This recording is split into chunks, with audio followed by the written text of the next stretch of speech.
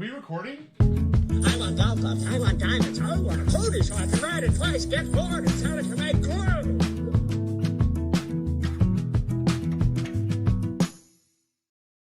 Do they watch you?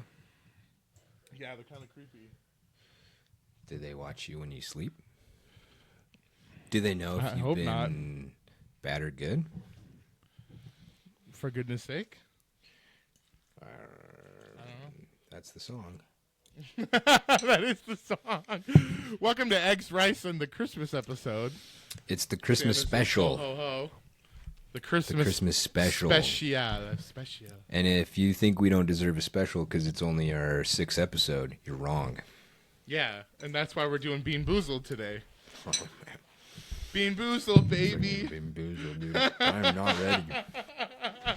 I'm not ready for Bean Boozled. Thought it'd be a nice little treat for the holiday episode and for the few listeners that we might have, to laugh at us while we, in between questions, answer or spin the wheel for some Bean Boozled.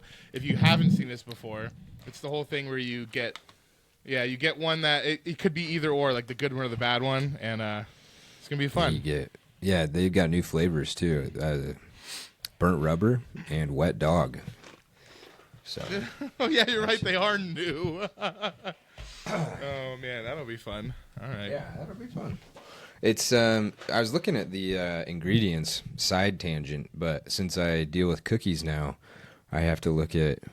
Well, I don't really do a lot of it, but Danny does a lot of the nutrition label stuff, and you can't put it on, like, you have to declare it. So what's interesting is that there's nothing. I mean, they're obviously not putting dead fish in these jelly beans. Oh, right. Right? They're just making it similar. Right. Yeah, so it's like, I would assume that it's like they took the strawberry banana smoothie flavor profile and they just tweaked it. Like they added a little bit extra banana or, more strawberry flavor, whatever, and it came out. Some guy, they just did taste test. Like someone in a lab was doing taste tests and they're like, oh, we added too much strawberry. That tastes like a dead fish.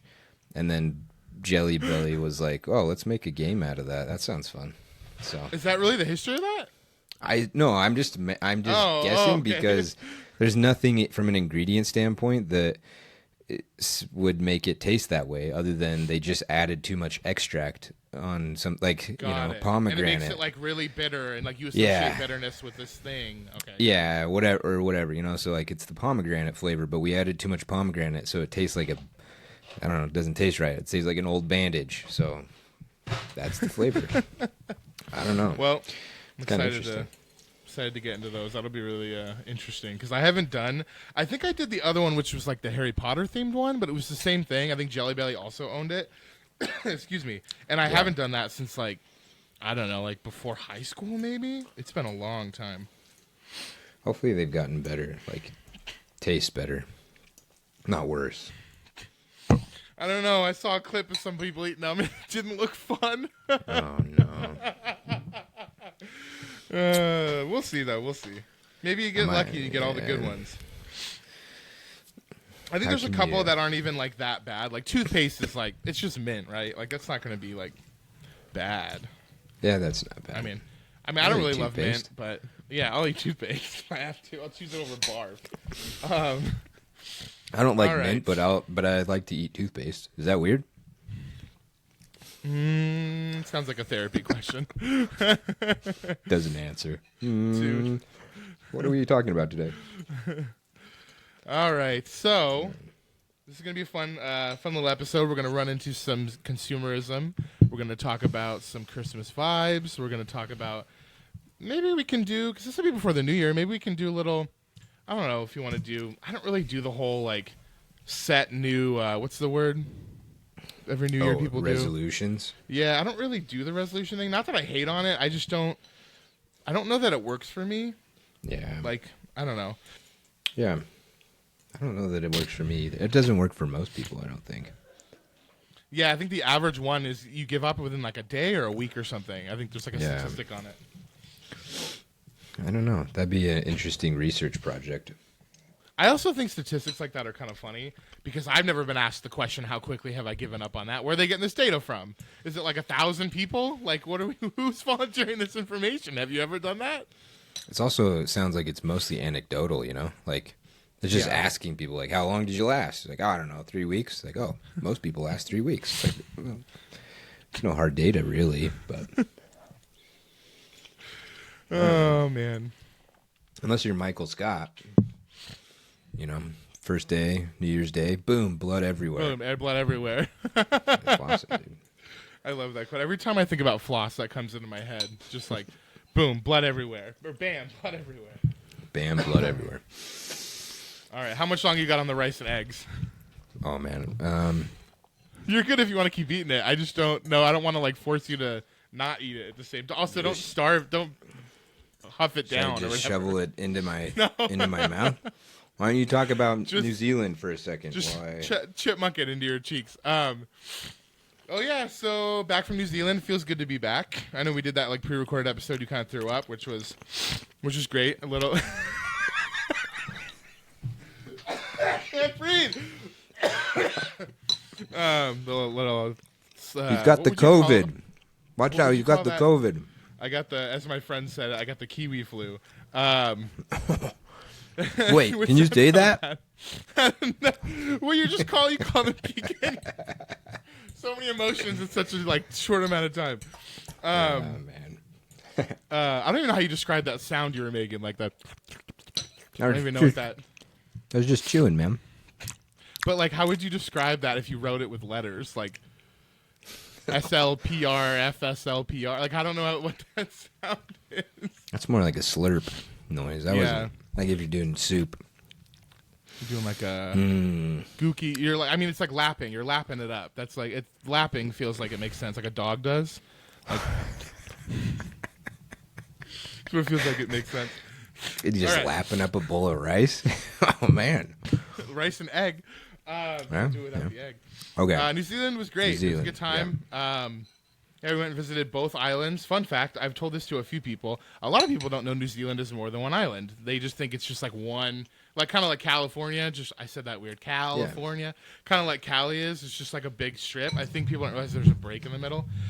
But yeah, it was great. We did the North Island for a couple of days. We visited Hobbiton, which was incredible. That's in the North Island? Yeah, that's like just outside of Auckland. It's actually not that far from like the main area we were in, like airport wise. Kind of makes sense, I guess. Like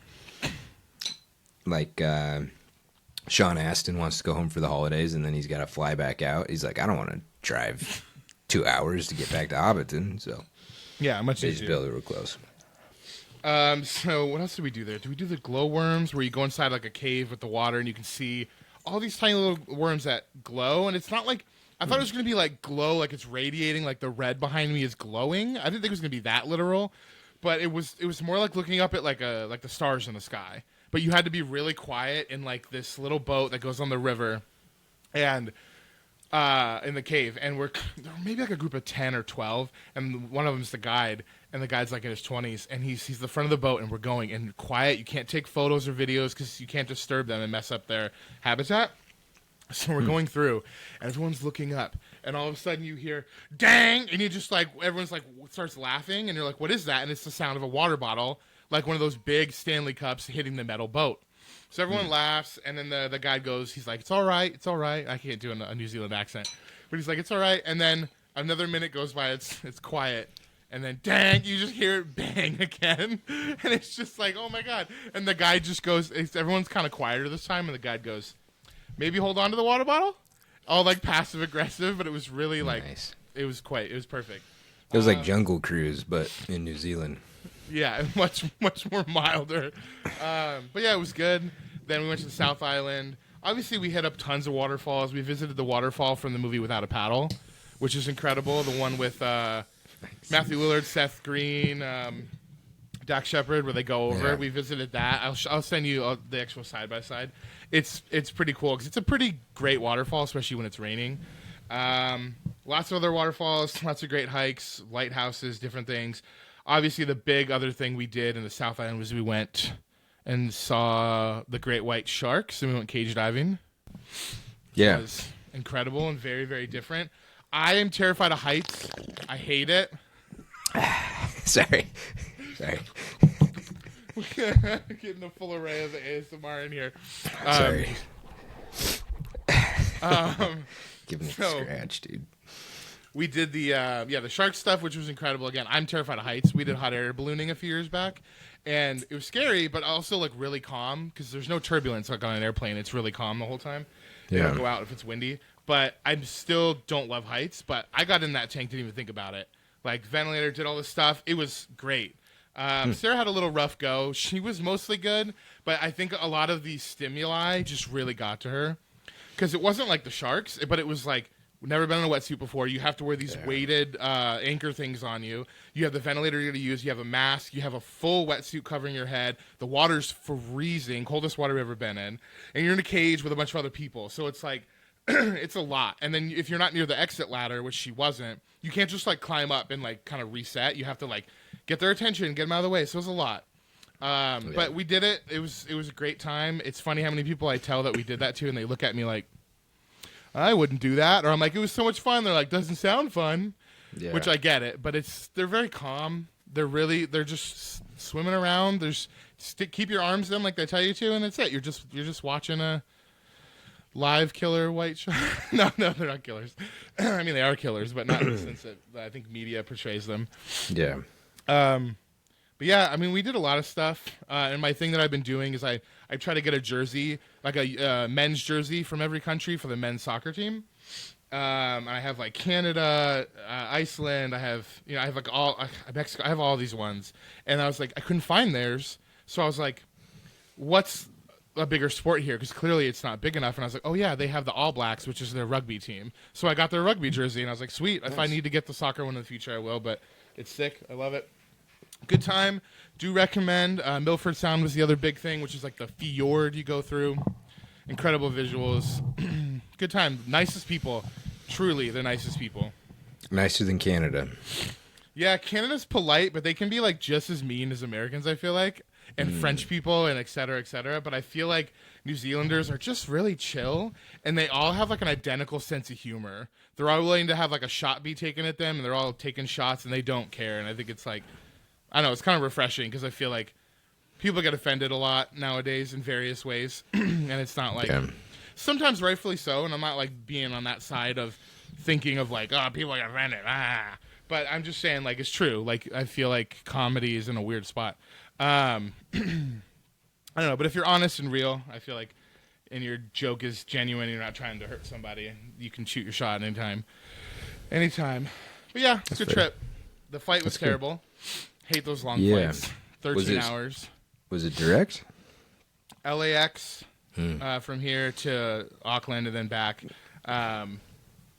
It's so funny because on your way back, like that last little hour flight, we had like a 5-hour layover in like LAX. It's terrible because you're sitting there seeing other people go on their flights and you're like, oh, I want to go. And then you finally get on and I was like really tired because I didn't really sleep well on the larger flight. And there's a moment we're sitting there, clear skies, like the clearest I've ever seen it when I'm flying. All of a sudden I'm like kind of dozing and the plane just goes and I was like, what's happening? And everyone's just like freaking out. And then the guy goes to the front and he goes, not, but he goes, bing, whatever it does. He goes, we just had some flight turbulence. He's like, we don't really expect to have that anymore. We think it's a previous airplane's jet stream or something like that. Whatever he said, he was like, that's probably what it was. And it didn't happen the rest of the flight, but I was awake after that, and that made it kind of rough the rest of the day. I feel like I'm finally over the jet lag, though. It's been like a week or so, and it feels good. That's good. Yeah. Do recommend. You have to go. You gotta go to Hobbiton. Yeah. It's so good. Yeah, I want to. That would be fun. The pictures you sent looked really... It's like it hadn't changed at all, man, since the movies or anything, which is kind of cool. Is there? Is there like they upkeep it? Yeah, I think it was the original ones got torn down, and then for the Hobbit movie they rebuilt it exactly as it was, or maybe like they still had remnants of it there, but they really completely redid it, and then they've kept it up ever since. So I think it's basically a replica of the Lord of the Rings one, but it's the same one in the Hobbit movie. I think you can probably Google it, but it's something like that. Yeah, that's pretty sweet. Other than the flight, good time. Yeah. So far, I've avoided LAX.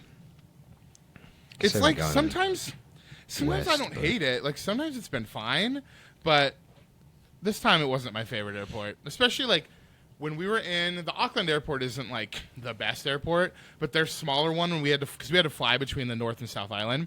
The small one getting to Queensland is Queenstown, Australia, Queenstown. I can't remember. I always get them mixed. When we landed there, that airport was kind of nice. Like every chair was a comfy chair in the airport. Like sometimes you kind of have to find like good chairs, and that was actually every chair was a good chair. Small airport. New Zealand.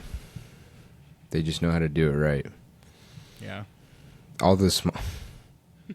Keep going. He's gonna pop in from time to time. Yeah, It's yeah, his it's week. He fine. wants to say hello. It's fine. All the small countries get all the credit, you know? It's like, oh, they're so wonderful. They're so great. It's like, yeah, I'm sure it's real hard to keep up your small population. Jeez. Must be a real challenge for you. Yeah, that is true. I will say that. Like the bigger countries obviously struggle, especially like the larger populations in general. Like obviously, like China has a massive population, and that's like a whole thing in itself. Yeah. All right, let's jump in. Or let's go to questions. You good? I was going to segue it by asking you what the holidays are like in New Zealand. Because it's reverse, right? It's You know what? warmer climate this time of year for them, colder Yeah. for us. Was it? It's kind of like being here in Arizona. It's That's kind of fair. just like cold weather, but like not really that cold, like 60s, 70s. Yeah. Second day there, after our first hotel stay and whatever, we giant parade going through the middle of Auckland. I think it was December 2nd. They had this parade, and they had all kinds of stuff. This was like a steampunk dragon. Okay. They Very had Christmassy. Yeah, they had kind of like definitely some Christmas vibes, and some other stuff was just kind of random. But it was cool. Like parade, like first day or whatever it was, second day. It was a cool like vibe. It's just like Arizona though. Like it wasn't like there's no snow, and it's like there is Christmas vibes, but not like anywhere that it snows or like the East Coast. Like that's a whole different game, or even Midwest. That's a whole different game for Christmas. But good. I don't know. They really appreciate it. You can tell that they like it there. Like. It's not like just some passive thing where they're like, I guess we celebrate it. Like, you can tell they love it. People were decked out in clothes and stuff, especially for the parade. So they like That's it. good. Yeah. Yeah. It's good stuff. All right. Well, that's the segue. Should we jump into it? Magnificent segue. Yeah, so I'm thinking what we'll do is we can run a question, and then, or do we eat a bamboozle, and then we ask a question? That might be funnier. In the sense of like having to answer why you got a bad taste in your mouth. That's fair. Sure, let's do that.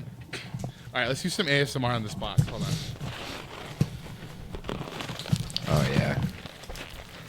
Listen to those beans. Jingle. Those beans jingling. All right. So these things Jingle come with a beans. little. They come with a little. What'd you call it? Like, oh, it just fully on opens in the box. Mine's upside down. Oh no. Yeah, so is mine. What? How do I get myself into these situations? That's poor packaging design. Yeah, it should be like packaged inside, and then you can dump it out. Yeah. Okay. What's this all about, dude? Jeez. So we got the little spin wheel. Hold it up so you can see. And the spin wheel has. I'll go through the different options we have. So we have burnt rubber or licorice, stinky socks or tutti frutti, barf or peach, booger or juicy pear, liver and onions or cappuccino. And then the other side you have wet dog or top banana. There's a difference between bottom banana, toothpaste and berry blue, stink bug and toasted marshmallow, old bandage and pomegranate, or dead fish and strawberry banana. So the idea is that obviously each bean, they all look similar, so you don't know which one you get. So I guess, should we just both spin and then just pick whatever we get? What do you want to do? I don't want to spin at all, man. All right. I'm spinning it. All right. I'm spinning. Oh, gosh. Wait, mine's not spinning. Oh, I put it too low. Your spinner. My spinner's kind of sticking. Hold on. You can't even rig the system by saying, like, oh, I got this one, and then eat the right one, because they're all... Is yours spinning? It's all I can. Yeah. Your spinner is broken. It's just kind of sticking. Look at that spin, dude. You gotta grease it. You got any WD-40 over there, or? I don't. I'll use my spit. Ooh. Okay. All right, we'll spin it. I'll do like a little crappy spin. Oh, there it goes. All right, I got one. I got the one that looks like it could be Tutti Frutti or Stinky Socks. So it's kind of like a rainbow one. I'm gonna do mine's toasted marshmallow or stink bug. That sounds all right. Oh gosh. Okay. Are we eating it? Are we asking a question and then we eat it just before we give an answer? Yeah. I think we can do that. So, do you have a question? Or do you want me to go first? I'm gonna, as always in this podcast, you're gonna do almost all the question asking because I never prepare anything. All right, you're good. All right, what's the most? This is just marketing Christmas trend you've ever noticed, or maybe even recently. All right, let's take this. What's mine again? It's either Stinky Socks or Tutti Frutti. Are you answering first? Okay, you're answering first. I'm putting it in. Oh no! Oh God, that's terrible! I Tutti- need a spit container. Yeah, they should have given you a spit container. You could use this little plastic thing it came with. Spit container. Oh God. Yeah, that's nasty, man. I'm not excited. I should have gone first. Watching it seems worse than doing it. It's one of those deals. I did not like that. Okay. Are you going to go right now, or you want me to answer? I'll answer it, and then you I was going to wait for you to answer, and then I'll do it right before I answer. I have two things. My first one is TikTok Shop, because I use TikTok from time to time to watch, like, I think it's mostly, like, food stuff or, like, adventure travel stuff or, like, comedy. It's mostly it. Or maybe YouTubers I watch that make content on there. But they have a shop on there just called TikTok Shop. And it's getting worse in general, but it's worse around the holidays, where people will just go on and be like, have you seen these new Bic lighters? They're so crazy, they bend, and they make it really easy to put it inside the thing. And it's so stupid and so annoying. And it's like some people are cheeky and funny with the way they do it, but it gets so repetitive, and it's so annoying because the app is just becoming a marketplace and not like fun music or fun comedy or art or food. It's just become annoying. And I think it's just another easy way for people to make a quick buck. Interestingly enough, I noticed when we were in New Zealand, it's not on their app. Like, it removes it. So the TikTok Shop is only in the U.S., the U.K., and I think a few of Asian countries. So that's it. Like, it's not, and I think, so UK, us, a few Asian countries. It's not in any other country. So I wonder if there's, like, larger restrictions or something. I don't know. My second thing, and I wonder if you would have seen this or not, because you guys aren't coffee people, but we're not really coffee people either, to be honest. But that Starbucks Bear Cup, did you guys see that? Did you see anything about that? Yeah, I heard about it. Adorable little bear. I think it's supposed to be glass, probably like this big. Drink coffee out of it. It's cool. It's a cool little bear. Like, some people, if you saw it, they'd be like, oh, I like that. They did a whole release where it's like 5 per store or like 10 per store, and people were going in at like 2 a.m. getting in line because they open at like 4, and it was like people were going berserk, and it clearly was like a guerrilla marketing situation. They were clearly doing it to get buzz and negative press. Yeah. But it's like, I feel like Starbucks, I didn't look at numbers or anything, so this is just off like the cuff, but I feel like I remember reading something about them struggling a little bit. I don't know what that means to them because they're still like a huge corporation, but yeah, I couldn't believe that when I saw that, and I think that was even a couple months ago. But those are my two things. Like, the TikTok Shop thing is just, it's rampant, and then I would say the Starbucks thing is, oh, here's this cute product, but really we're just guerrilla marketing. Yeah, I think they just hired Chipotle's old CEO or something at Starbucks to try and bolster, because he turned the ship around pretty good at Chipotle, so I think they hired him to try and come in and fix things there. But I don't know if that was something he brought with him or not. And then TikTok is I don't know. I don't have TikTok, so I don't look at any of that, but I don't think that people that are younger, especially like you have kids, like, I don't think people should be having like TikTok. I I think social media in general, that's a whole conversation. That's probably a whole episode. Yeah. But I think that TikTok it's if you know how to use it as an adult, like I put a timer on it and everything, that kind of locks me out of certain stuff because I don't really use other social media. Yeah. I post when we travel. I post on Instagram, and then I basically delete it and don't use it again. But it's definitely got some cons. It's ruined a lot of people's attention span. Like we're like a YouTube generation, so I feel like we can watch 10 to 30-minute videos and movies just fine. But I swear, there's like a 2x feature on TikTok, and it just, you can click it, and just people will go, blah, blah, blah, blah, and it's just like, what am I doing with my attention span? What's happening? I'm ruining my psyche and like my lifetime. So I think it's detrimental if you don't use it smart. It's tough, yeah. Smartly. It's designed to do that and like suck you in. Yep. And it's only like 10-second videos, but you can end up spending hours just sitting there watching them. It's kind of crazy. Yeah. Okay. The question Which one did you again, get? marketing campaign. Yeah. What's the most, this is just marketing Christmas trend you've noticed? Like the Starbucks one was clearly like a marketing thing. It wasn't just like, here's a cute item. Can it be like something you associate with Christmas? Like they've done so well, like actually maybe a good marketing. Yeah, Okay. it could be a good thing. All right, what's your This thing again? one, What's the two? It's toasted marshmallow or stink bug. Okay. I would have. Do you have water ready? I'd get water ready because I had water and something to spit it in. Okay, you have something. Okay. Fresca. You ready? Yeah. I didn't taste it. I swallowed it on accident. Ah! I found the loophole, dude. You didn't think I'd find the loophole. Didn't taste like either of them. Yeah, you gotta eat it, chew it. I couldn't. Yeah, I don't know. It went down my throat. That's weird, dude. That's what she said.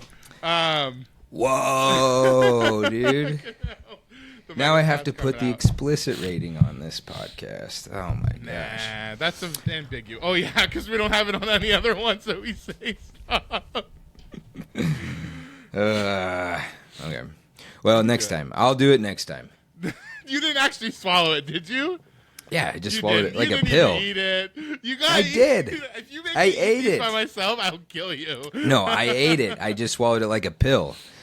It's like a little Aleve, you know? I just popped it, and I was good. All right, I don't know if I believe it, but I did, we'll try but one more round. I will actually taste the next one. I hope your I stomach could tell feels that one later. was. I could tell that was stink bug. So, yeah, marketing. Coca-Cola, they do a good job, man. You know, the true. polar bear, the snow with the red Coca-Cola trucks. It's just a very classic retro, vintage feel to it, and I think they do. I honestly, They did get in trouble this year. Did you see well, that? they used AI, right? They used the AI thing, and everyone was like, that's why they used animals, because they couldn't get humans right, clearly.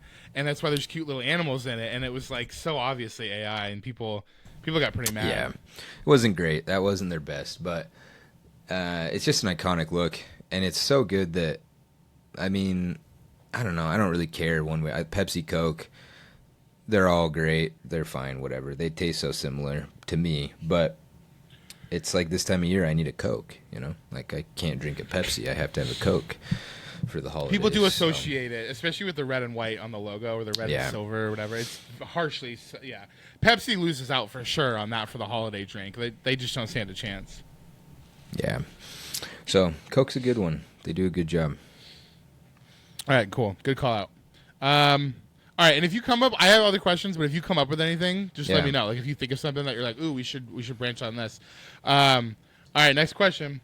All I want to do is go off on a tangent on commercialism, but we can save that for the end. Yeah. Or if you find like a natural moment, we'll just go on to commercialism. You can go old man on it. All right, let's see. That's my favorite thing to do. I'm going to spin this. Come on, spin. All right, I got... Oh, I have to spin mine. Oh, no. I got pomegranate or old bandage. That doesn't sound appealing. It sounds like mercury. I got the same one. Did you? I think it's the pink one, right? Like this little pinkish one. Yeah. Yeah. Okay. This one I'm actually gonna eat it. All right. We'll see. If you don't, I'm not doing this anymore. Oh, if I don't eat it, you won't do it anymore? He's like, this is my plan. Okay. Don't leave me hanging. I'll eat it this time. All right. The question is, does buying... I guess we can do it together. We can do it at the same time. Then maybe it's just easier to get it over with, so no one's suffering to go second. Does buying things... I guess this is more of a serious question. Let me see. What's a gift you were obsessed with as a kid that now seems maybe silly? It could be anything. I have one. I got it. All right, let's do this first. I'm putting it in my mouth. That's an old bandage. Oh, man. That's so gross. I can't tell. I don't really eat a lot of pomegranates, so I don't know. Is that sweet at all? Or no? I don't like that. Yeah, it's sweet, but... I can't tell. It's like I think it's pomegranate. It's like a nasty sweet. Maybe that was pomegranate. I don't... Neither of us clearly eat a lot of pomegranate.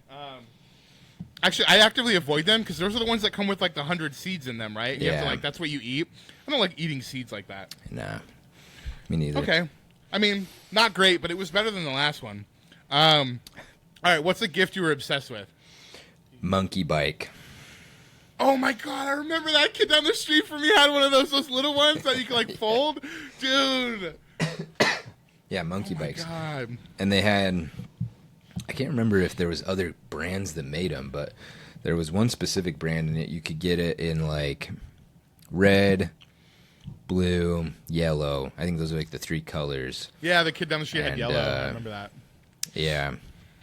And it was the same brand. Everybody had like the same monkey bike. So it was always like the older... It's one of those classic gifts where it was like the older kids had one in the neighborhood. So you're like, oh man, that's cool. And then you get it and you're like, this is stupid, but I have one now, so I'm cool. So yeah, it was one of those. It was such a useless... You couldn't go anywhere. Yeah, it's like a mountain bike on the high gear. You were just like rotating. Yeah. It was like I don't really get why people bought into that. Maybe it was a brand thing? I don't know. Yeah, it was unique. Uniqueness? I don't know. Maybe. I think you could do tricks on it, but I don't know what. Like, I don't know what kinds of tricks you would... I'm looking this up. You're really hunched over on those things. So I remember, like you said, the kids getting like older and being cooler. I remember when mopeds were like a thing, like the scooters, back when they were only like gasoline, and you'd hear like one or two kids that were in our neighborhood that would like zip through and it'd be like, but it was like no one was buying that. I don't know how they even got those as kids. Like, what parent was buying that for them? Those were the cool. Well, I guess you have to put a caveat on that and say it was the monkey bike. It was a pedal monkey bike, not the pedal one, not a gas. Because if you do sorry, I'm on a different page doing my Google search on monkey bikes. No, it's kind of like this. It's sorry, that is a monkey bike, but that's not the brand. The brand is Micro, a Huffy. It's a Huffy, and it's called a Micro. Oh yeah, okay, yeah, it's like similar. It's got that weird shape to Yeah. it, and it's like, why did we think that? I remember thinking that was cool too. Why did we think that? Yeah, they were just so pointless, and I got it on Christmas. I was so excited. I was like, oh yes, finally a monkey bike. Went outside, hopped on it, rode it for a week, and I was like, yeah, I'm just gonna get my old bike out. This takes too long to get to my friend's house. It looks like a bike that like it had scoliosis or something. It looks like I don't know who designed. It looks like it's gonna give you scoliosis. I don't know who designed this thing. It looks like a clown bike. Yeah, it looks horrible for you, like posture wise, and it looks dangerous. Like there's nothing good about it. I'm sure. I don't think they were like cheap, but I'm sure they weren't like crazy expensive because they are just a little miniature bike. Yeah, you can get one now on eBay for $100. All right, I'm gonna send you one. Probably what they cost back then. You put Emma on it. She's just like, what is this thing? See, like that's the thing is like it's like designed for a toddler, but it's like too weirdly shaped for a toddler to actually use it. You know? Yeah. Would you ever let your kid, if they really wanted that, if they saw it and they redid it and it was like a new thing, but it was like the exact same thing, and your kid, one of your kids, doesn't matter who, was just like, oh, I want the monkey bike. Would you be like, all right, I'll get it? Or would you be like, no, they're not going to like it after a week? Or would you just cave? I don't know. It's a tough one as a parent for Christmas. Like, I already know that that's the toys they're getting now. Even the cool ones, it's like you play with it for a week and then they're done. So it's a hard line. That was kind of my answer with the whole, like, you only use it for a short time. Yeah. So when I was younger, the big thing in our house was the Power Ranger Megazords. Because, like, I think it was, like, we liked Transformers and then those, and they did the whole, like, transform into one thing, and that was a big thing in our house, especially at Christmas time. But there was the one that got away from me that I never got, because my mom got us, like, pretty much, she was, like, 10 out of 10, always nailed it. The one, I remember she got me, like, the different Zords that were in it, but I wanted the Turbo Megazord that was made up of all the cars from the Cars season. And I remember really wanting that, and I was like, oh, I gotta have that. And then didn't get it, never got it, forgot about it. And then a couple years ago, I was like, I'm an adult, I can buy that now. It's literally, I'll take a photo of it, it's literally up on my shelf up here as just like a tchotchke now, because you get most of the gratification from buying it or getting it and maybe playing with it for a little bit, but then it's gone. So this is the one. I just took the photo. Okay. And it was like, that was it. Like, I really wanted that toy, and it was like the one that got away from me. So when I had the money, I was like, I'm going to buy it. Not that I hadn't had money for a long time to buy it. It just wasn't, I didn't think about it. And then it was just like, cool. Now it just sits on a shelf. I don't know. Yeah. Toys are kind of a weird thing. I feel like when kids are really little, they probably get a little bit more use out of the repetitiveness of learning and whatever with the toys. But at some point, or certain toys just don't exceed a couple weeks or a couple months of play. I don't know. It's like, you know, I mean, the Grinch has some wise words, dude. In how when he stole Christmas. Oh yeah, I remember that. Yeah. He talks about how he could hang himself with all the Christmas neckties he's found at the dump. Oh my god. It's like that, dude. It's just like family movie, by the way. Where did yeah. Oh, it's Santa, dude. He's back. Just wish this guy would get a job. Where's the mall? Huh? Why aren't you at the mall, dude? picking up some extra change, man. Oh, okay.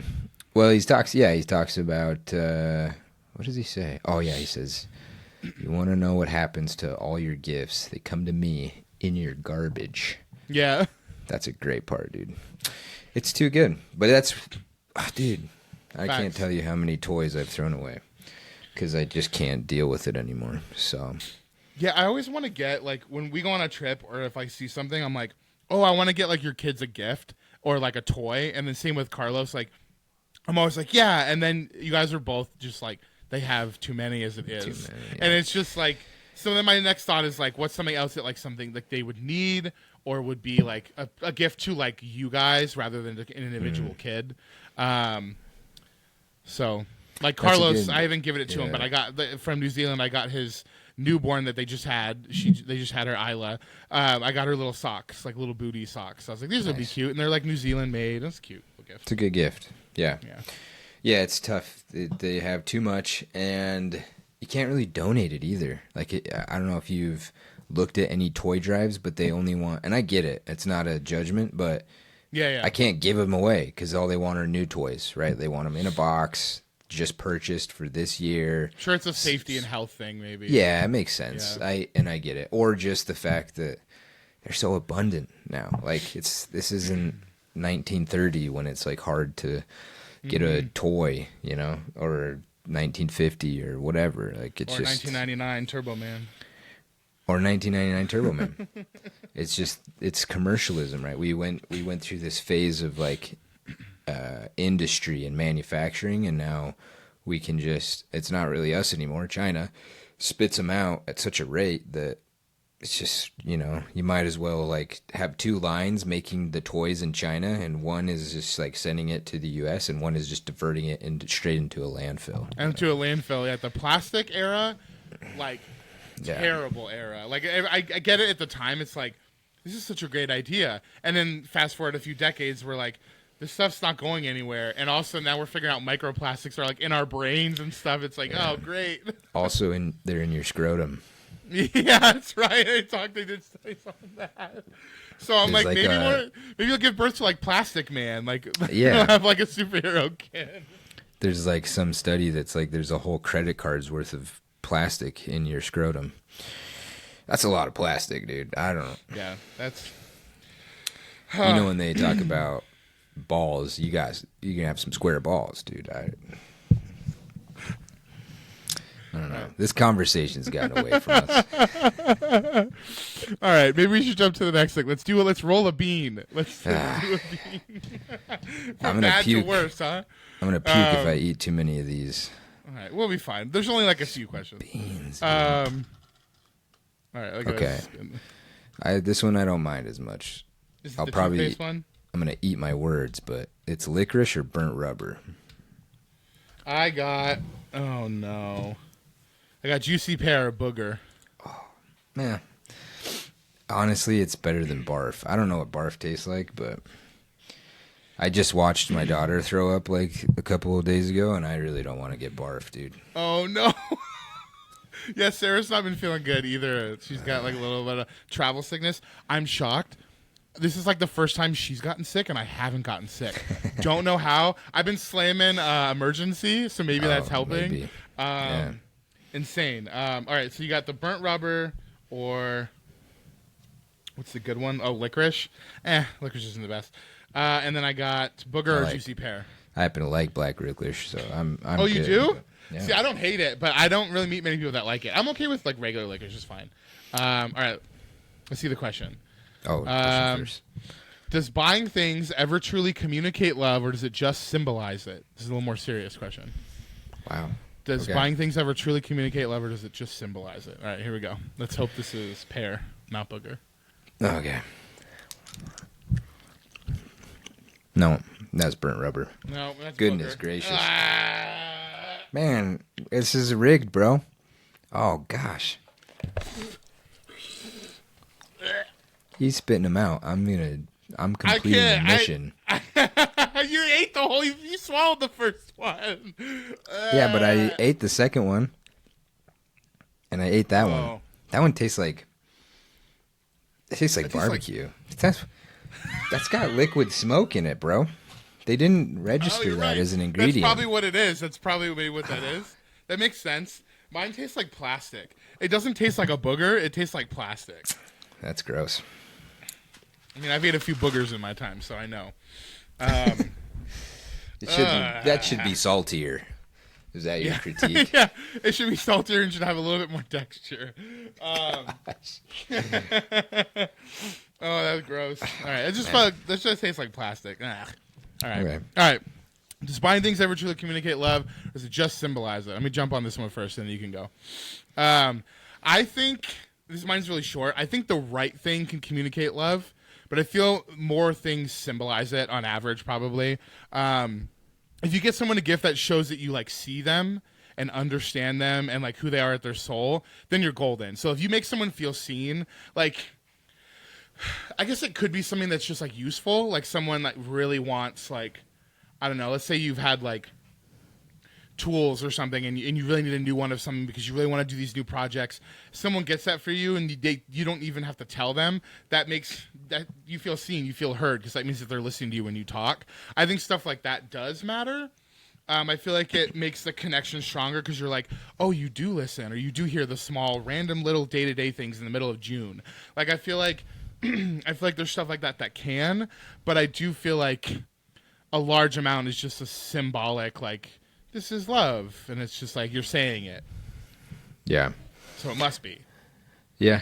I think it's kind of an interesting question because I'm getting way too much into the weeds of like the meaning of your words. There's a study for that. Not linguistics, but like a deeper study of language. I don't remember what it's called.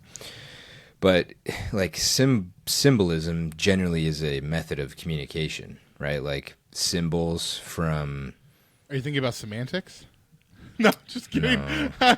Is it like neuro related, like neuroscience type stuff, or is No, it like just a philosophical? legit. No, like just a legit study of language.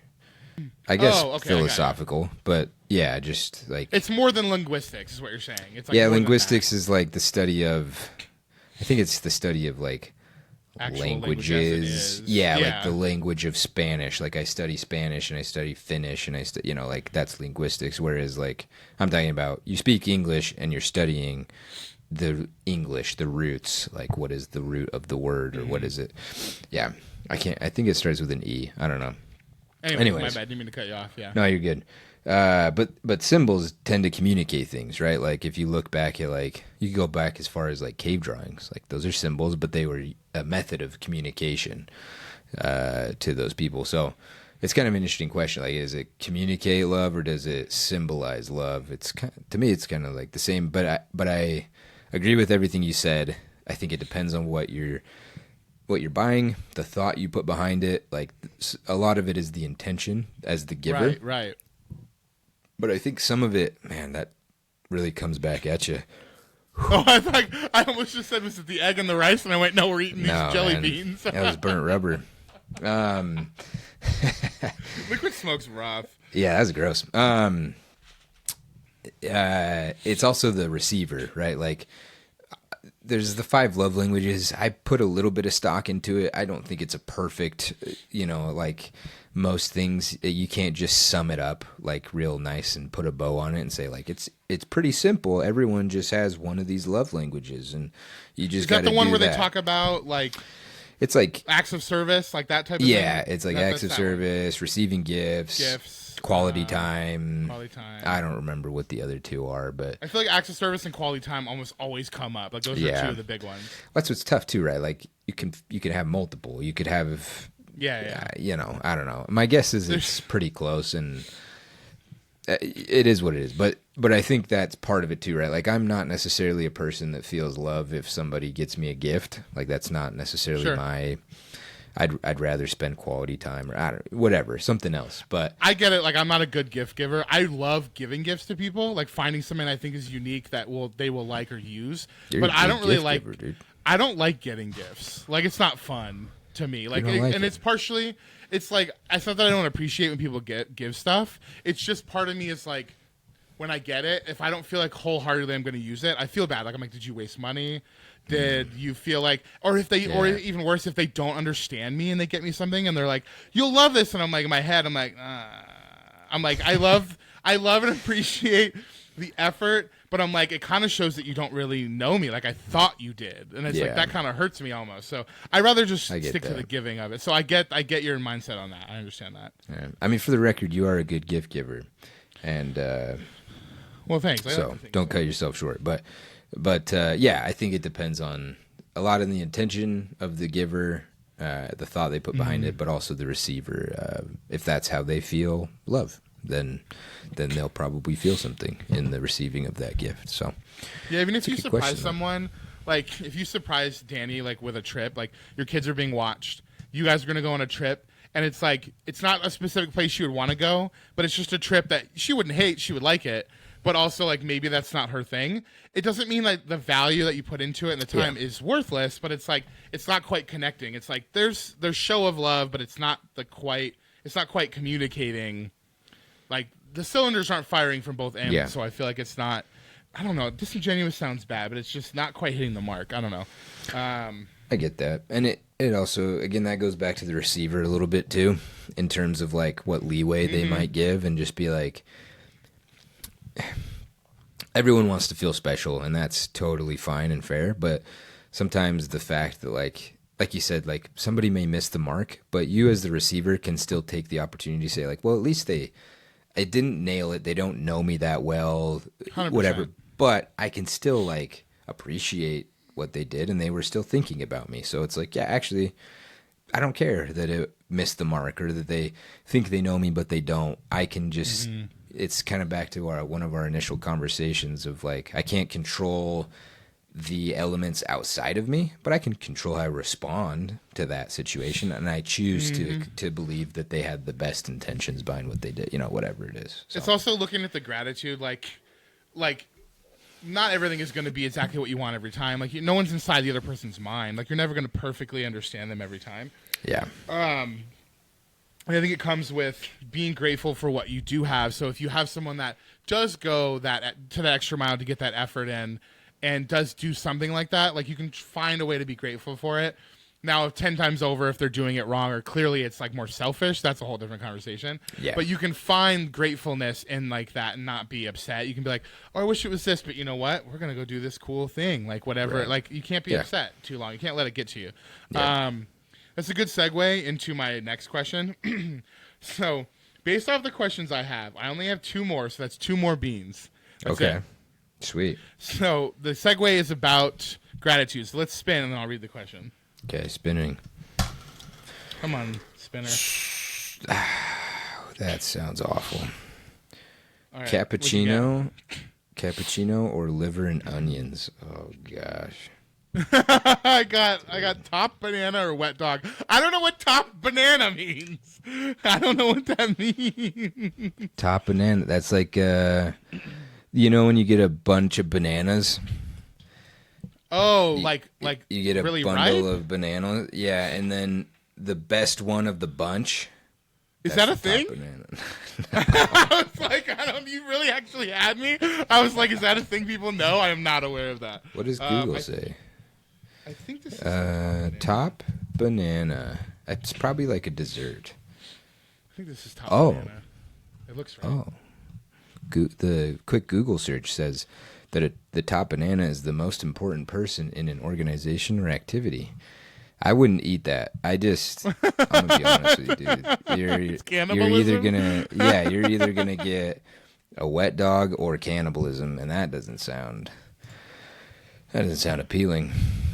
I don't know what a top banana is. I figured it'd come up with like a dessert or something, but We don't want cannibalism. best banana. There's a best banana. There's top banana desserts. Top Banana sounds like Top Chef, but it's a whole show about how chefs like figure out how to use banana in the best way in their dishes. There you Every go. dish is banana or plantains, maybe if you want to get. Yeah, technical. and the secret ingredient. You know how there's always a secret ingredient? Because the whole show is bananas, so the banana is not the secret ingredient. That's the whole show. They have to have It's a the whole show, surprise. yeah. The surprise secret ingredient, essence of wet dog. Yeah, So. that's the one. Yeah. All right. Here's the question. What was yours again? You have the liver and onions or what? What was the good version? Cappuccino. Okay, cappuccino. And I got top banana, and wet dog. All right. The question is, this kind of goes in with the commercialism. I think this is a factor of what Christmas kind of is or has become. You're trying to smell them. I can see you trying to smell them. You're like, is this one banana? Is this one top banana? I don't know if you can smell it. You Are really we can't. teaching kids gratitude or expectation? This is a heavier question for you because you have kids currently. So, all right, let's do this thing. Let's see if I get TB or WD. Oh my gosh, dude. Over 3. I can't do it again. Oh, man.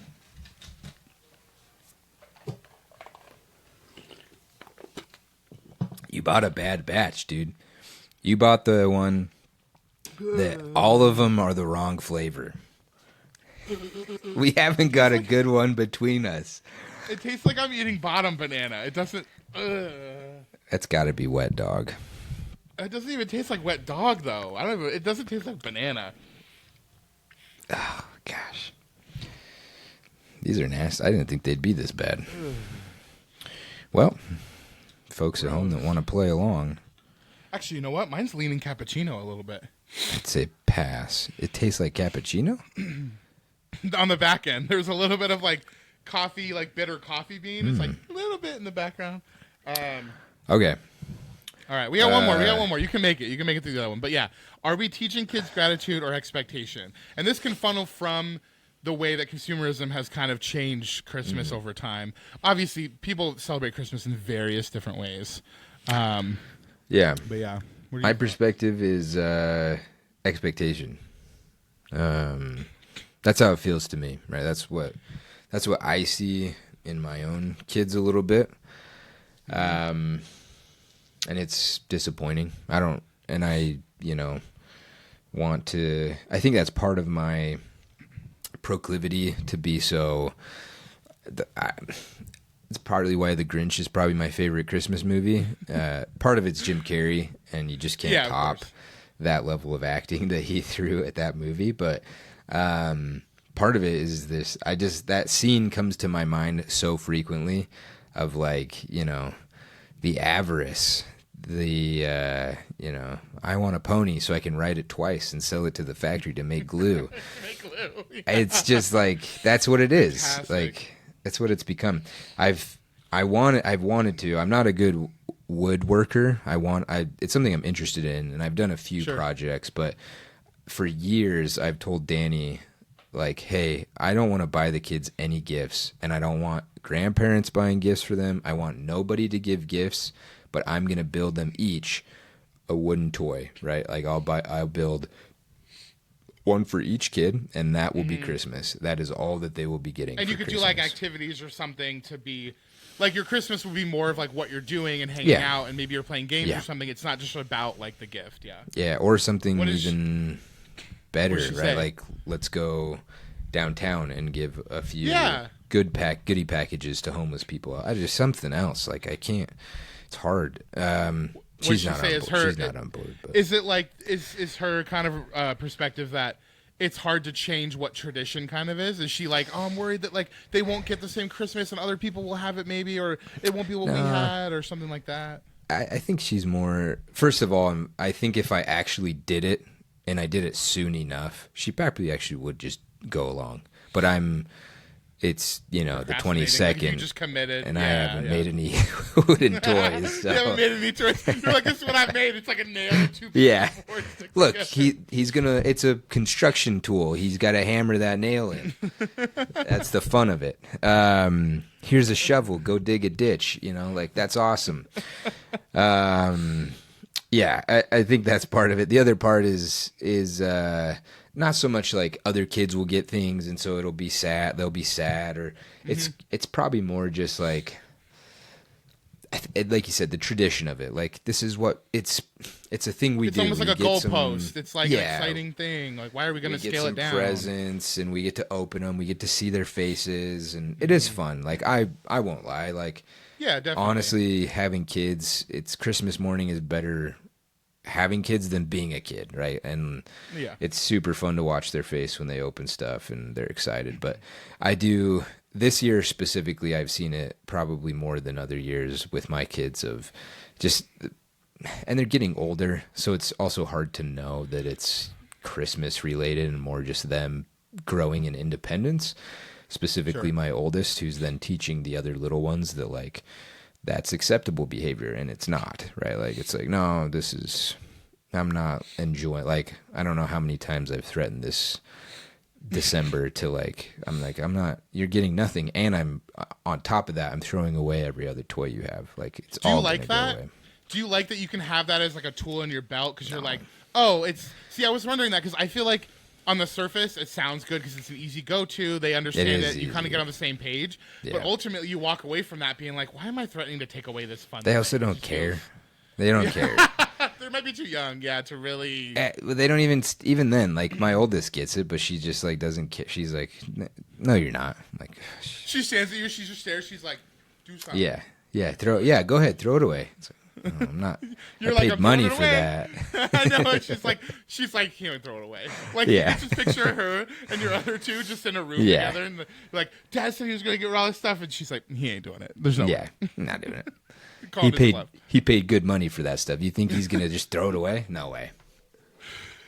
And she's right. That's interesting. So, yeah, it's a tough one with kids, especially like if I'm looking at the generation that I'm raising. That's what it feels like. And so I can't speak for the whole generation, but my kids, and I could be seeing it from a harsher perspective because I'm their father. And so like, I'm looking at it from a different point of view, but did you feel different? Go ahead. I was just going to say, I do think that there is room for improvement on my end as a parent. Sure. And I've thought it's tough working at a bakery because this is the busiest time of year, but, just wanting to be more intentional with this season of sitting down as a family and I just even spending some time. We haven't even. We're members of the Church of Jesus Christ of Latter-day Saints, and so Jesus Christ is obviously a very central figure to our belief. And I haven't even sat down this month and like talked to them about Jesus and what it means and his birthday, The connection, and why we celebrate. sure. Yeah. So disappointing, but Have you guys had know, like a snow day? Have you had anything where you like played in snow? I don't know the snow right now there, if it's good, Dude. bad. it was warmer this morning here than it was in Arizona. Dude, I know it's been warm. I'm kind of livid. I'm like, why am I going out and it's like 70 degrees, which I'm not going to Today complain. was 70 is rough. wonderful. Yeah. But I'm like, it's supposed to be 50. What are we doing? Yeah, like I looked at the weather this morning. It was 56 degrees here was the low this morning at like 5 a.m. And in Gilbert, it was like 45 or 40. It was colder there than here. It got warmer in Arizona but our high today was like 65, unprecedented for Salt Lake City. So yeah, no snow. I don't think we'll see any this year. It's been all the freaking factories in China spitting out plastic toys, making the environment warmer. Now I don't get any damn snow. Everyone sure is very anti-China on this one. I'm not anti. Okay. I'm anti I'm joking. I'm crap kidding. that's spewed Over out of- manufacturing Yeah. crap. Yeah. So I want to believe that kids feel gratitude for what they're given during Christmas, like particularly, but there is an underlying worry that they're like slipping into expectation on a broader scale. Just from friends I've had, or just things you see, or the way people act online. Especially with social media, this is kind of a callback from earlier.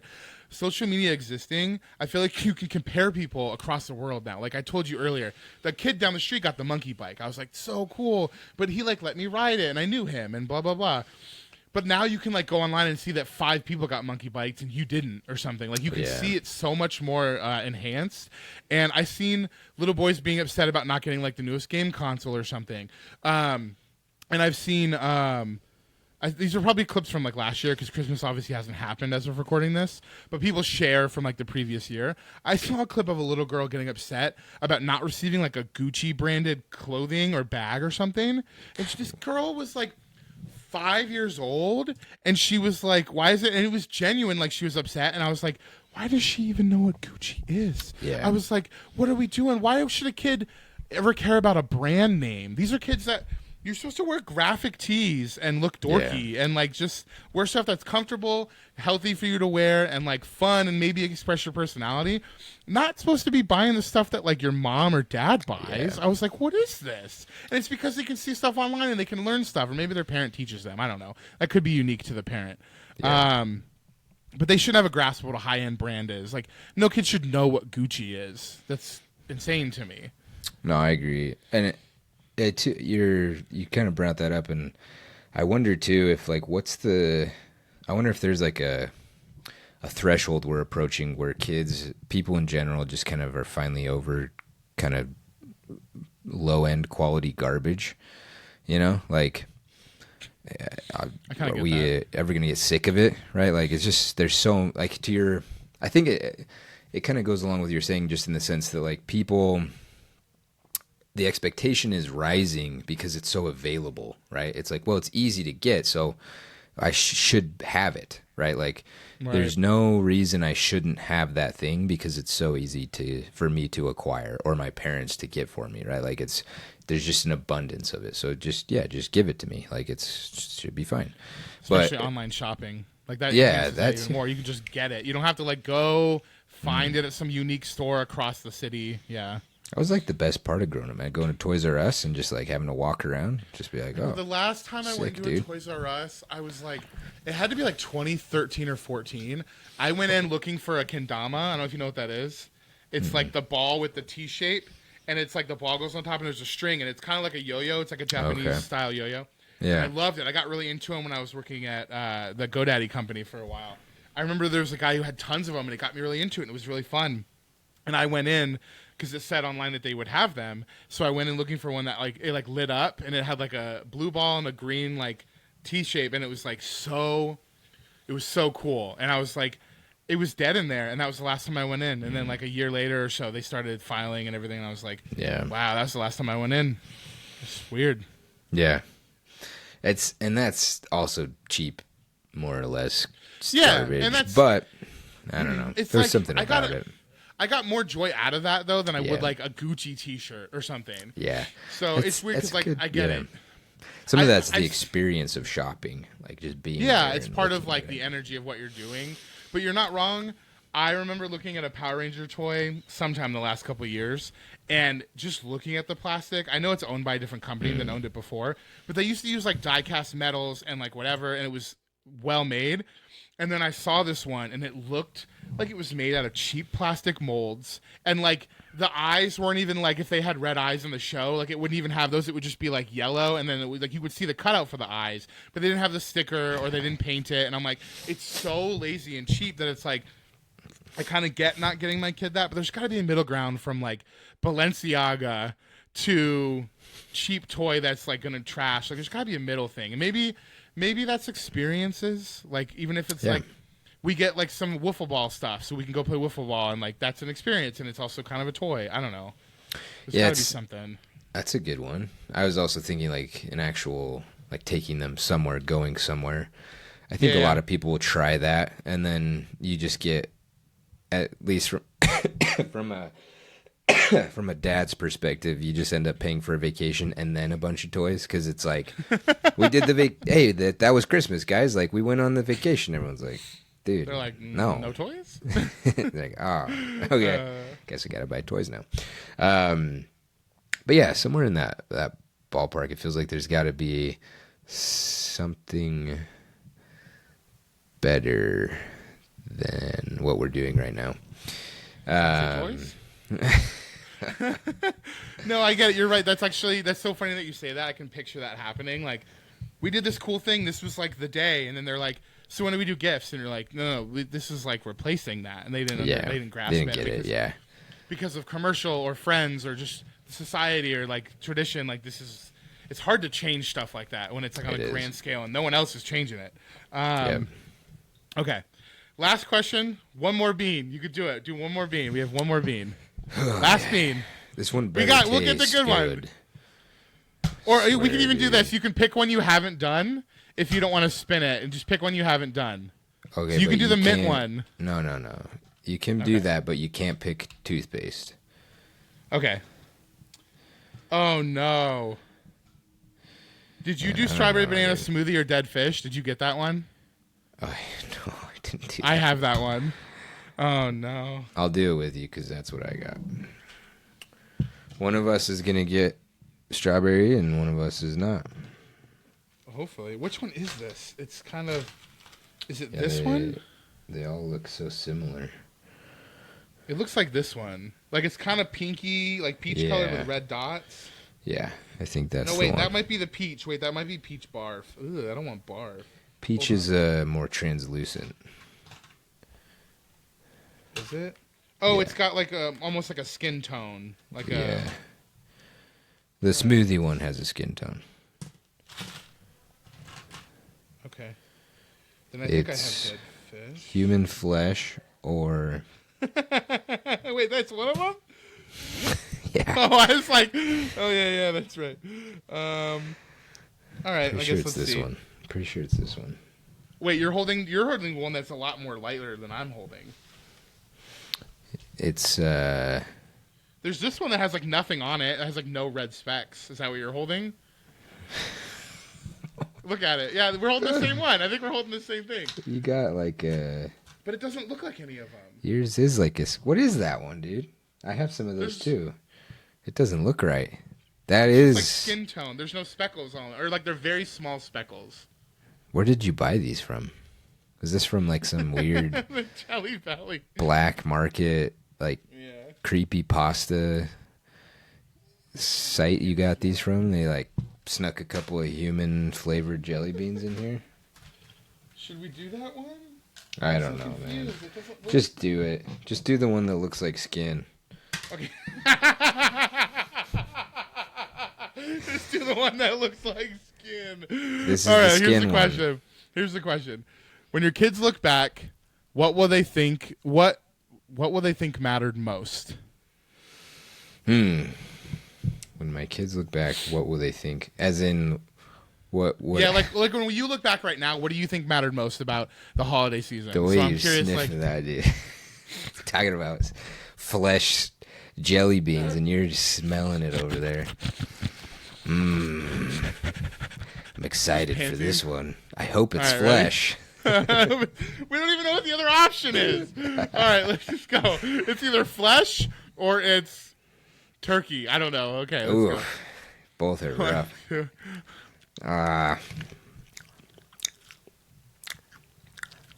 Yeah, I don't know. That doesn't taste right. Oh my god. Dude, a total bust on every count.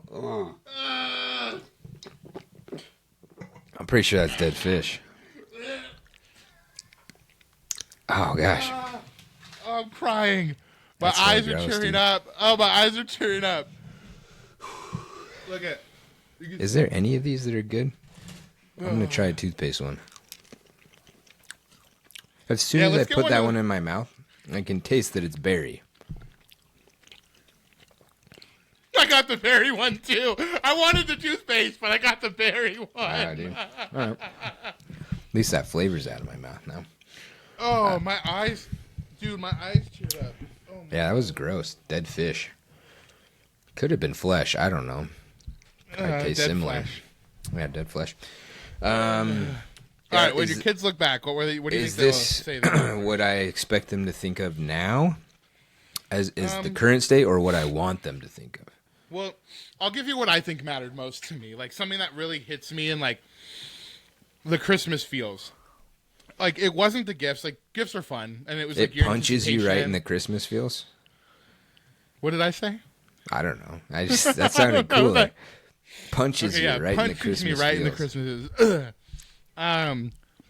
I know gifts are part of Christmas, and it's fun to kind of the build up and the climactic reveal of a gift, and do you get what you want and whatever.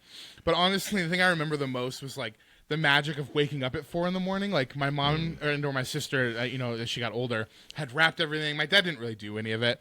Obviously, he helped paid for it, but he didn't do like the magic part of it. So my mom, she put in all this effort, and we'd wake up at like 4 a.m. to sit by the glow of the tree with like my siblings. It could just be me and my brother Nathan. Could be all of us. Could be just one of us. I could be there way before them. And we would just like marinate in excitement. And it wasn't so much the gifts that were in front of us, but it was like the magic my mom created by decorating, wrapping gifts like perfectly. She signed Santa with this like perfect cursive that like didn't look like her handwriting. And it just made it feel like very real, and it felt like, looking back on it, what I appreciate is like the effort she put in to make it feel magical, and just like a fun time every year to look forward to, no matter the year that you had.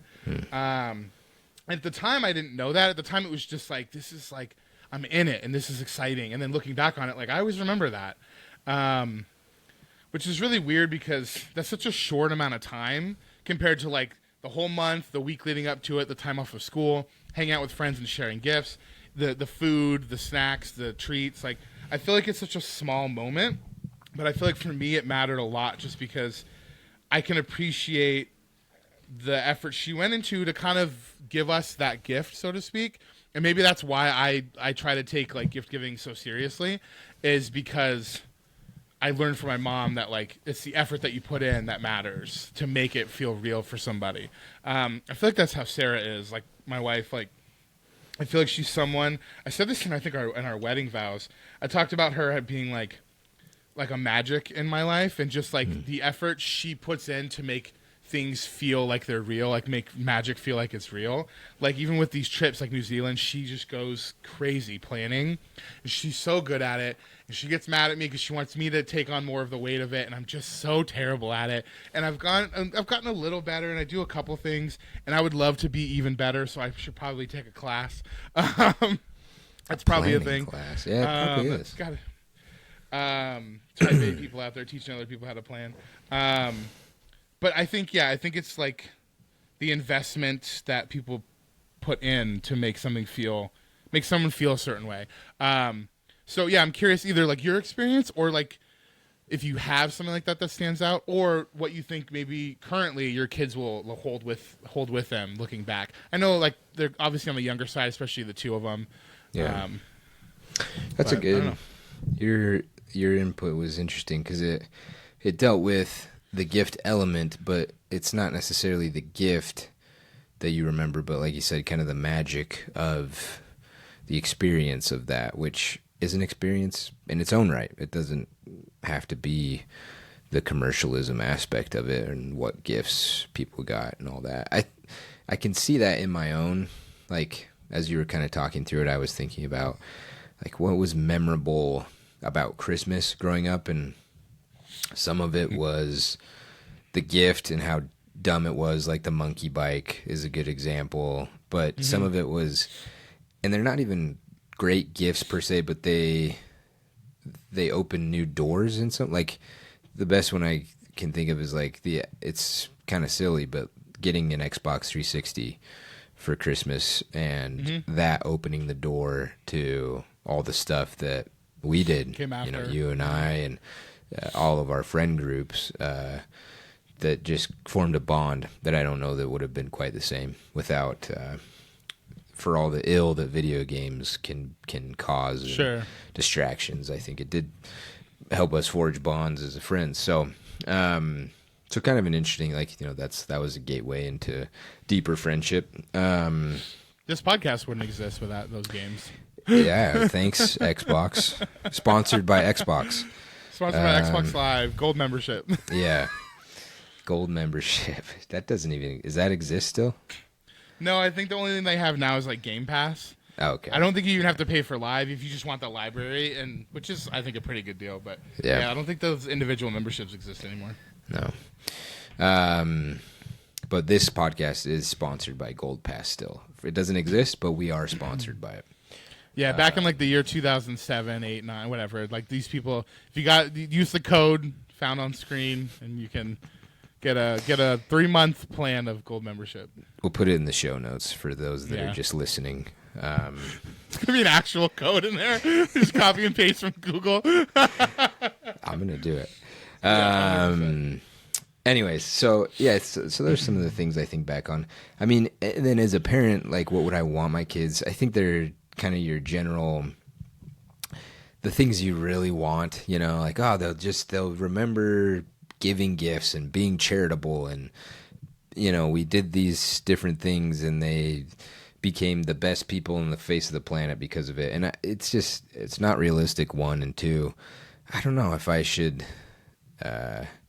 fabricate or try to like encourage them to have a specific, you know what I mean? Like it should just naturally happen. Like whatever it is what they'll remember. Yeah, like I don't think my mom was like trying to iron Yeah. out details to make me believe in that little like half-hour moment that I got before other people. Like I don't think she was ever thinking that. She just thought like when we get up in the morning, she wants it to look and feel like Christmas. And that was it. That was probably like the bare Yeah. minimum thought on it. And even the handwriting was probably just kind of more whimsical than it. It was just like, Yeah, this because like is growing fun. older, it's like probably clearly that was her handwriting. But as a kid, I was like, oh, no one could have wrote that but Santa. I was Yeah. like, no Yeah. way.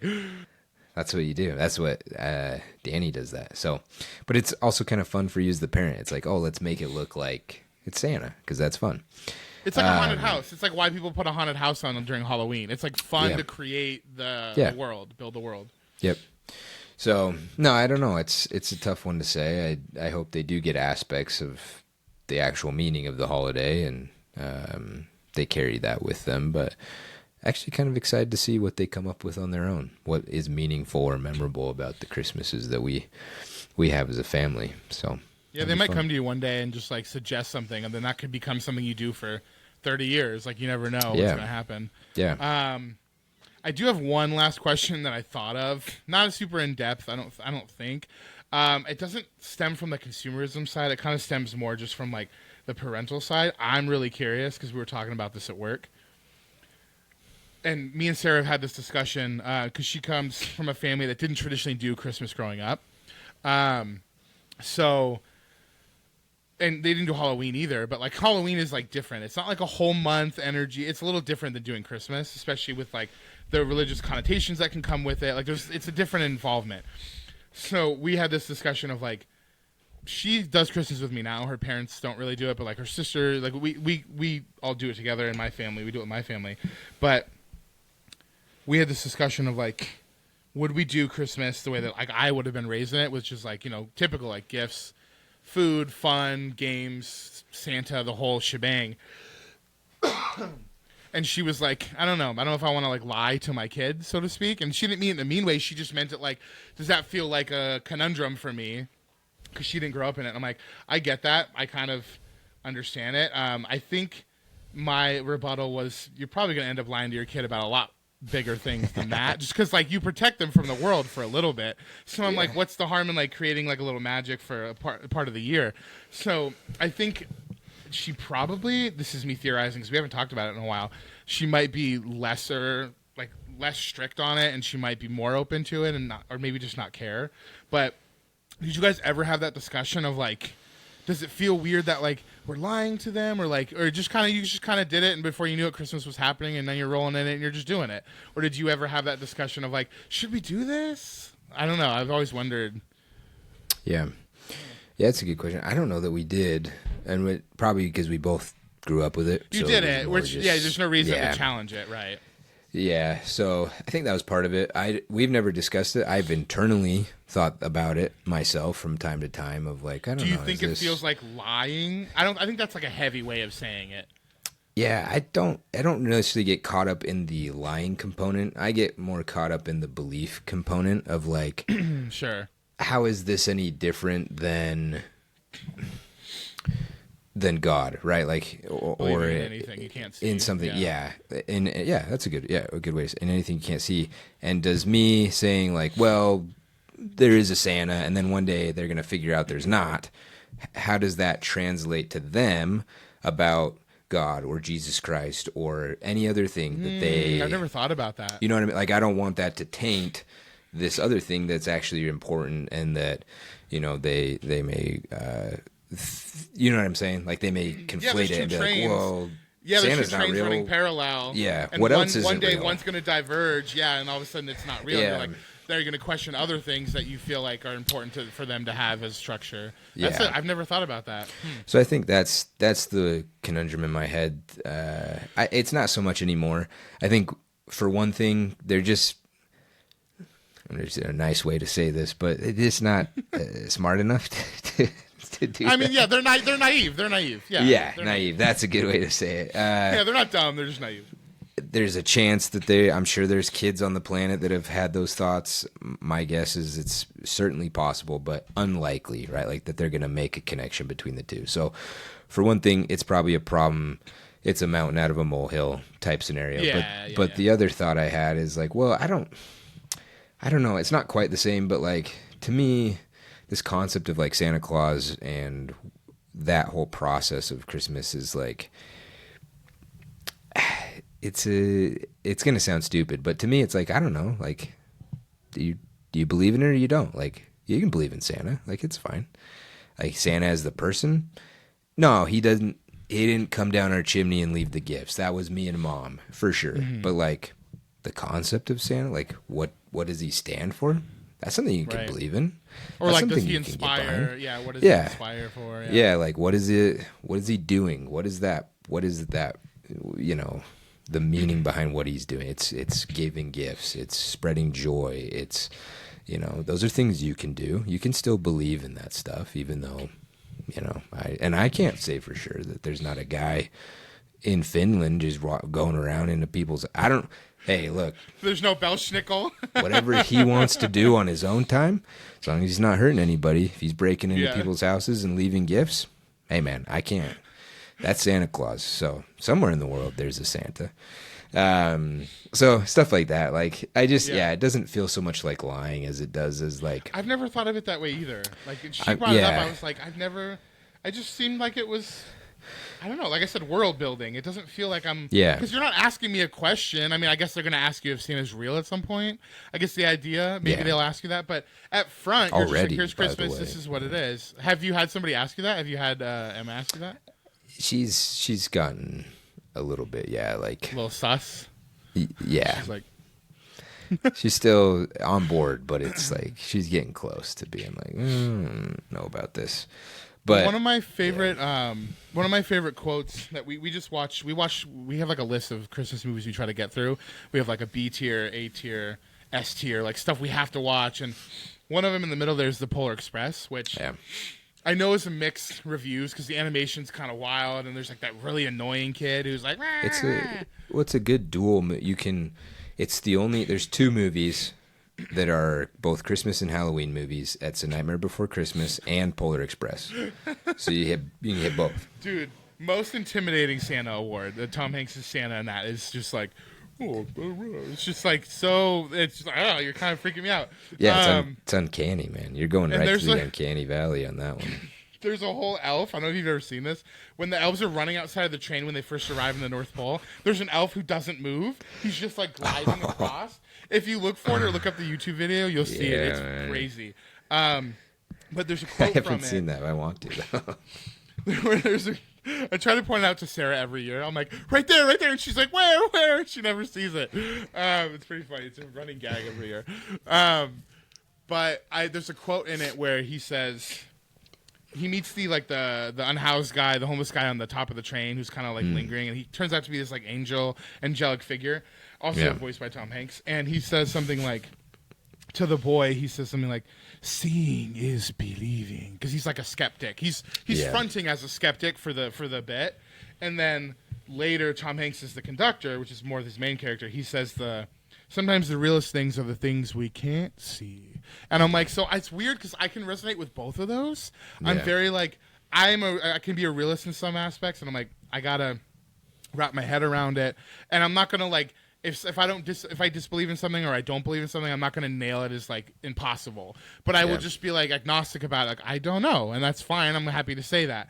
But I also can totally buy into feeling something that you can't understand, or I don't know. I just resonate with both, and there's not many quotes I can resonate with, like seeing is believing or believing is seeing. And it's such a fun, like reverse quote that works both ways. It's in the Santa Claus with Tim Allen.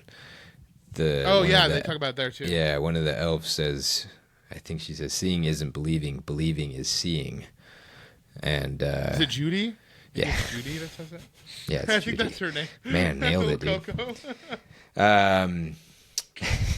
Yeah, the unsung hero of Santa Claus, Judy.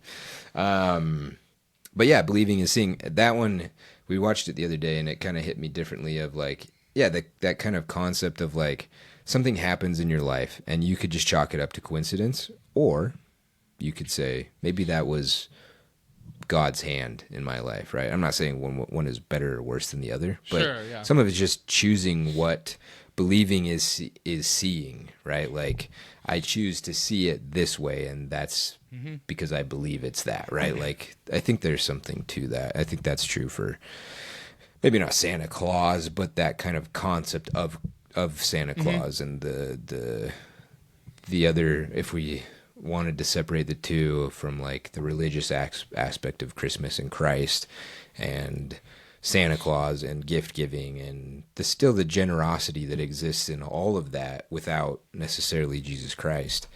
I think there's a ton of belief and faith that kind of is mixed into that that side of Christmas, and I think it's great. I don't know. I don't see why we would need to take it away from kids, especially because they're gonna. It's a hard one too because they're gonna go to school and hear it from other kids too. Yeah, that's another huge, like, it's such an inescapable situation. It's also kind of like, as sad as it is to say, we have it's like at some point it's almost like being taught. I can't talk right now. It's almost like being taught that you're gonna be let down at some point. Now you don't go into it thinking that. Like I'm just trying to look at like the benefit from like a growing angle, and it's like sad enough as it is. Like we have 3 cats, and we had to take my cat a few months ago to the vet. He had like a bump on him, and he ended up being fine. We paid a bunch of money, and he was fine. And we just took another one of ours in, and they're all like 10, 11 years old, so they're like on like the 50s age bracket of their lives. But he was being weird, and he's still being weird, and they couldn't figure it out. But it made me think, like, when I was a kid, I didn't have a pet really. Like we had like a fish. We had like betta fish that died pretty quick, so we weren't allowed to have a pet. I didn't go through the loss of a pet, but I feel like that's like a big component of life. Is that something like that can happen, and it's like a learning moment. It teaches you, and maybe it helps you with grief. Again, you don't go into it being like, I'm going to buy my kid this puppy because one day it's gone. It's gonna die. And it's like, and they're gonna learn a good lesson. Yeah. You don't go into it thinking that. At least most people probably don't. But it's something that is beneficial. Like I didn't have that, so the first loss of someone that I knew was a friend of mine years ago. She passed away, and I remember being just like devastated. And she and I used to talk about Panic at the Disco a lot, so I just pumped Panic at the Disco in my car for like weeks. And I just remember thinking like, I don't know how to handle this because I haven't lost like an immediate family member. I hadn't lost an immediate friend really, and I just like didn't have the pet thing, which would have been the next closest thing. Don't remember where I was going with this tangent, but the Santa thing. But it's like kind of having that moment where it's like either they figure it out. I feel like that's a learning path. Or they get let down a little bit by it, and it might break their heart a little bit. But it's like, it's kind of something in life. Like that's a soft release into teaching someone the ways of life, like as much as a kid can grasp it. Yeah, it's also maybe tangential to kind of what you were saying. The thought I had of where I thought you were going was that, like in the instance of a pet or something. You can rob yourself of that experience of loving that animal, but then you never get to love it, right? Like, and then you never for sure have that. Like, with love comes pain. Like that's right. That is the law. The loss is so hard because the love was so good. Exactly right. Yeah. Like you can't escape that law. I don't know what law it is. I'm sure someone's coined it, but that is the law, right? Like of this world. If you love something, you will feel the pain when you lose it, right? So you have to take that kind of good with the bad. I think Santa Claus is a good example of that. Certainly not to the same level, right? But like you had this concept and then that kind of dissipated. But was it better to have believed in the first place and found out it wasn't true than to not have believed at all, right? Like, I don't know. To me, it's like, yeah, it's fun. There's something awesome about it. And it's like my old pal Aragorn says, there are some things that it is better to begin than to refuse, even though the end may be dark. Mm-hmm. You know that one. Yep. In my novel I sent you. That was hilarious. Oh my god, I showed that to my buddy Cole at work because I asked him the same question. I asked him his favorite quote, and I went, it was cracking me up. He loved it though because he loves Lord of the Rings. Yeah, some good ones. But you're right because it's not the peaks. It's like the walking in between. It's not like the end destination. It's like the journey. And I think to bring it full circle with the consumerism aspect, I do think from a consumerism perspective, I think that like film and music probably does an okay job at trying to teach that message, and obviously we try to teach that type of stuff. Yeah. But I feel like product-wise, like a Starbucks cup, like stuff like that, that's not doing anything. That's just beneficial. That's just money. Yeah. I don't feel like a lot of the Christmas consumerism stuff, holiday consumerism, I feel like a lot of it's pretty negative or it's pretty poisoned. But I will stick true that I think a lot of movies and music are pretty universal in like getting to the soul of those types of messages. They tend to be combative on some level to that level of marketing even. I mean, the Santa Claus, his whole job is a toy salesman, and then he comes in as Santa, like when he's becoming Santa, and he's just like, this is stupid. Like, you guys, it's like the total tank or whatever. Oh yeah, he's like, he rocks in. He's like, this year he's going total tank, and he goes, no way, no way. Oh, there's a good image. Santa rolling in on a Panzer. Oh yeah, Panzer. Oh, looks like he just took out the Pearson home. That moment is like one of the best parts in that whole movie because I love this. Like, it's like innate with him to react that way. It's not like I'm thinking about this differently. It's like no, I've completely changed my stance on this. Yeah. So funny. Such a good. That is a good one. Well, maybe we'll round it out. We're at an hour. I just wanted to. I didn't have a question, but I had a quote. Okay. This is from C.S. Lewis. Click end podcast. Yeah. That is going to be the outro today, but not yet because I got to get this quote in because it's a great quote. And it's hard to find. I don't even know if I could find it with a Google search. It was in a talk, a speech that I was listening to. Some guy quoted C.S. Lewis, and it happened to be this. And I'm very much a business person. I like business. I like the concept of business, growing business, more sales, bigger numbers, all that kinds of stuff. But this quote hit me so good, and it feels perfect for commercialism. All right, punch me with it. He says, it's kind of halfway through, so it's a little rough, but he says, otherwise we merely confirm the majority in their conviction that the world of business, which does with such efficiency so much that never really needed doing, is the real, the adult, and the practical world, and that all this culture and all this religion are essentially marginal, amateurish, and rather effeminate activities. Specifically the part where he just says that the world of business, which does with such efficiency so much that never really needed doing, is a great I know quote. And it's so true. It's like most it's such a human thing. Yeah, like business in general is almost, 95% of it is just stuff that really isn't important or doesn't like you're in meetings at work and you're like, I'm spending an hour for what I participated 5 minutes in. It's like, what are we doing? Or cookies, man. Like, I love cookies. I'm glad people buy them. But, like, do you really need cookies? Do you really have to buy them from me? I love orange in abundance. Right, yeah. Yeah, and in such great quantity. Yeah, like, do we really need more toys? Do we really need... It's just like, man, if you just killed all of that stuff, most of it, then the accounting firms, you wouldn't need so many because then they don't need to do the books for all these businesses that are making garbage that people buy and then throw in the garbage. And it's just there's so many pieces of business that would just dissolve if we got stopped making things with such great efficiency that we really didn't need to make in the first place. Yeah, that kind of makes me think of that Dead Poet Society thing where Robin Williams talks about the noble professions, but he talks about like art, music, love, all these other great things that are what humans stay alive for, and it feels like that's in that realm. Obviously that quote is like a beautiful quote. Isn't Lewis the one that does the Eternizer upon a table? Isn't that his, like that poem as well? I'm trying to think if that's I don't know. No, that might be T.S. Eliot. I'm getting a mix because of the whole abbreviation thing. C.S. Lewis did there was like a story about like a African animal that like fights like an emblem of Halloween, and they did it inside of like a closet. Does that resonate? Oh, yeah. I looked it up. Yeah. I know what you're talking about. Okay, yeah. I had to look it up. No, I literally Googled it. I looked it up. What is it? You're making it up. I don't know what it is, but I know what you're talking about. I was Googling it. I made it up. Listen to my words. Google, you should have seen me Googling. I was like, he wrote a story. C.S. Lewis, Halloween closet. I Googled like this. No, I looked at it and it gave me like tons of examples of what the same did it thing. give you? It gave me like a bunch of armoires.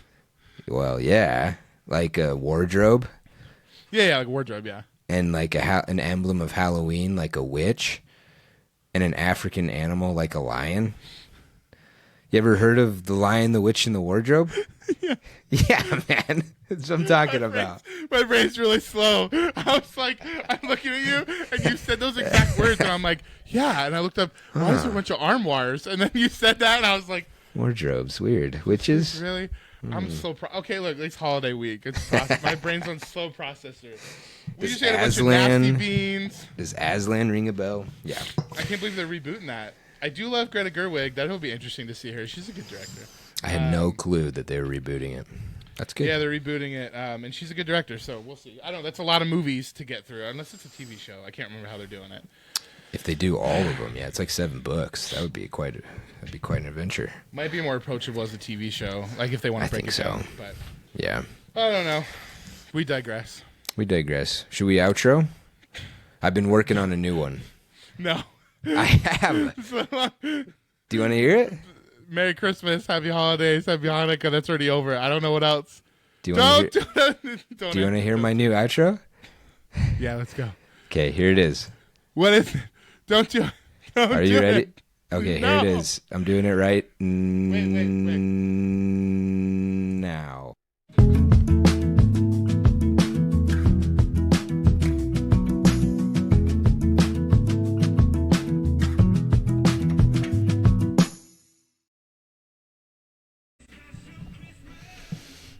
Man, this is what I'm talking about, dude.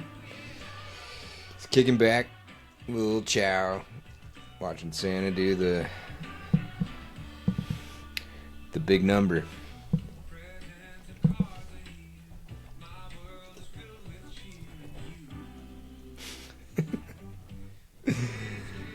This bit's really going, man.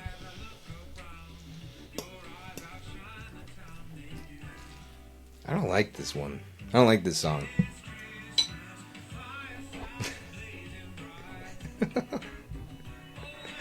Sorry. It's not your fault. I just don't like it. Gotta hit some.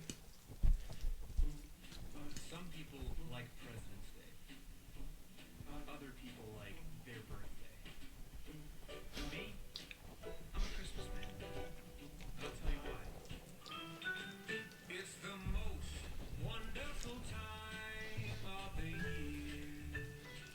All right, I'm done. That's a good intro. I Who don't know is if this? you can even use that. It's Ben's Christmas album. Nice. I was like, he's gonna record it, and I was like, because it's like copywritten, so I don't know if we can use it. We can't. We just Overlay can't. it. We just can't monetize it, I guess that's also and true. we're not getting paid for this anyway. So I got my I little. say- I don't really have a Christmas shirt, so I was like, I'm gonna pop off with an apron. I cooked dinner, so I was like, I'll just keep the apron on. that's good. You know what got I this little say? Puppet. What? I say kick rocks, Ben Rector. Anyways, Oh, he's gonna be angry. No, he's a good puppet, man. I know, right? His mustache is like coming off his face. Oh, look at Would it. you- Oh man. What did you make for dinner? What did we have? It was like a penne vodka sauce with like cut up sausage or whatever. Wow, It was good. It wasn't too bad. busting out the big guns, dude. What are you eating right now? This is my. I just got home, so rice and eggs. Are the eggs over easy, Yeah, over yeah. medium? Over easy. Okay. So the Okay. yolk kind of. Adds like It's a like a- sauce, yeah. Yeah, and then she made like a sriracha mayo, some little teriyaki Nice. sauce. You know, a little kind of Asian dish without any meat. You just got home though. Were you doing work Yeah. stuff? Or were you doing like a workout or something else? I was at work. I was schlepping tins for all of those folks Schlepping. It's a good word. in the commercialized Christmas, dude. Everyone wants their cookies, so I gotta pack them up. The most that we've sold in a day today. It was like, I don't know how many tins I sold. 270 tins that I had to pack up and ship off. Pretty good. 270? It's not bad. I had a little bird. He was in frame, and then he wasn't in frame when Is it that cut it a off. penguin? No, it's just like Sarah has these little birds from the store, and she has like different holiday themed ones.